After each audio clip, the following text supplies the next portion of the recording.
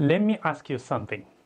Have you ever stayed quiet in a meeting, even when you knew the answer? If yes, then this message is for you. Confidence is not about being perfect. It's not about having the best accent too.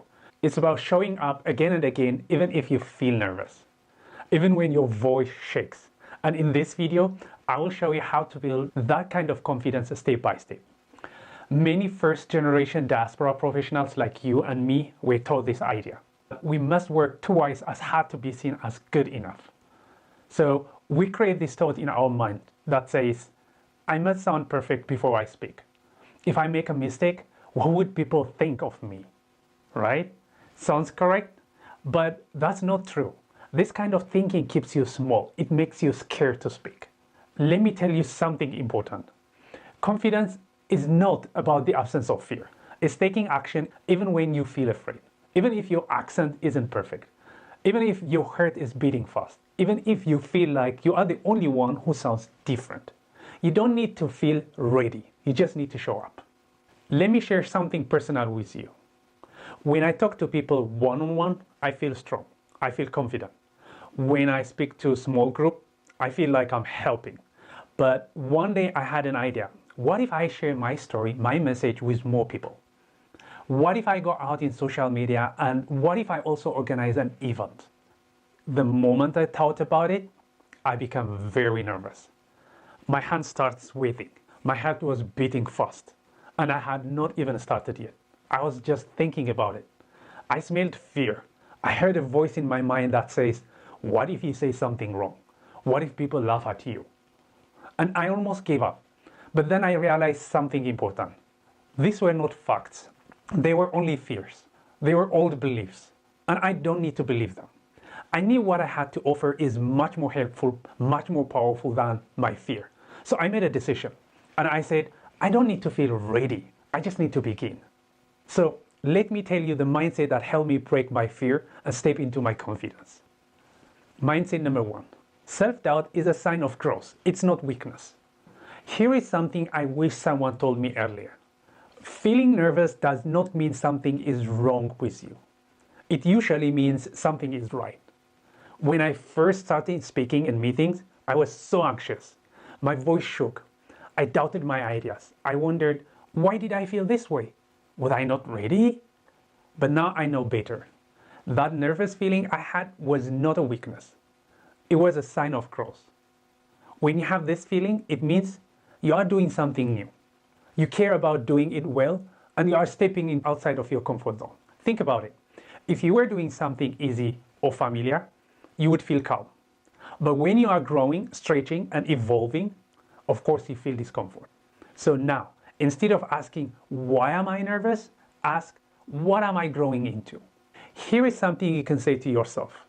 This is new for me, so it's okay to feel nervous because I'm growing. That small mindset shift will change everything. Mindset number 2. Celebrate small wins every day.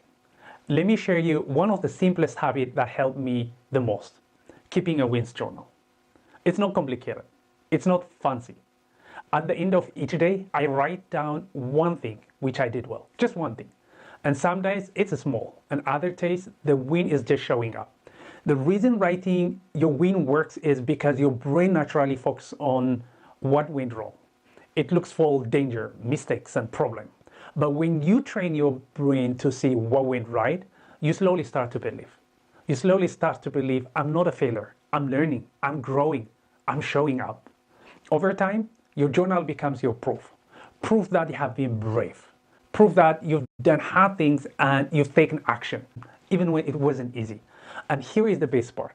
When imposter tries to speak, you can open that notebook and say, actually, here is the evidence. I've already done amazing things. Your brain will be trained to see the amazing things you have done. So, start with one win today. Write it down, then do it again tomorrow. Mindset number 3. Find your confidence crew. Here is the truth. Confidence is not something we build alone. Sometimes we need other people to remind us who we are. That's why you need to find your crew. It doesn't need to be a big group. Just 1 or 2 people who believe in you. People who tell you the truth, not fear. a person who says, I see your potential, or a friend who says, you're doing great, don't give up, or a coworker who says, I have been there, you're not alone. And if I do not have that person, yes, go and find them. Reach out to someone who inspires you.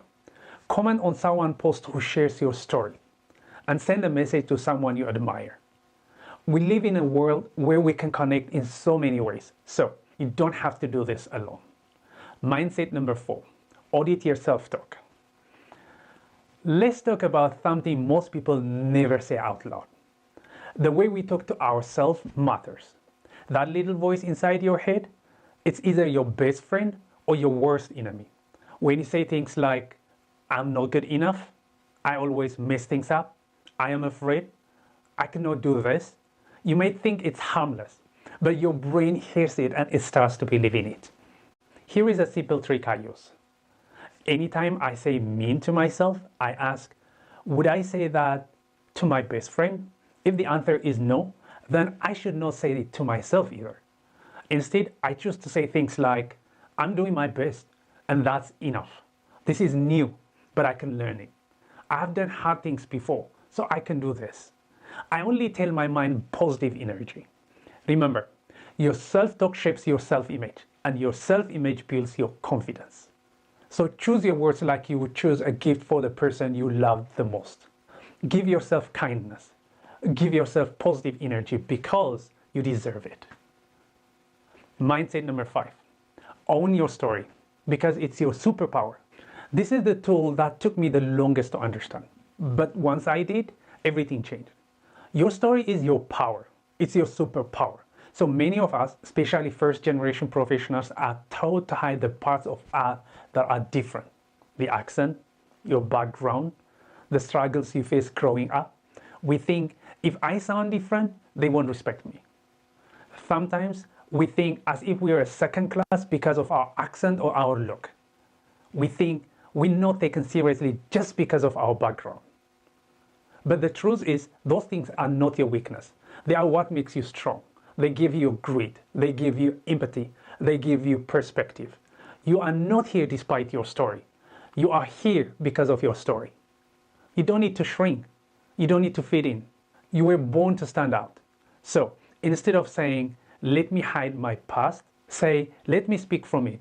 Let me lead and inspire through it. Because when you carry your story with pride and not shame, you speak differently. You walk differently. You show up like someone who belongs because you do belong. I hope this message helped you. Stay tuned and I will see you on the next video.